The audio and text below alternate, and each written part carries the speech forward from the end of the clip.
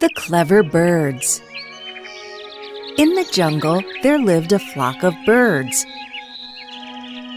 One day, after covering a very long distance, they were hungry and tired.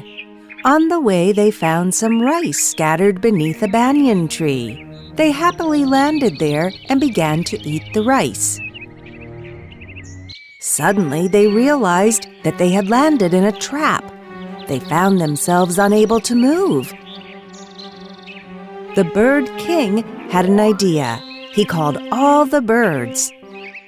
"Let's fly up together, lifting the net along with us. Otherwise, we will all be dead." The hunter who tried to trap the birds looked up in astonishment. He saw his net rise into the air with a flock of birds.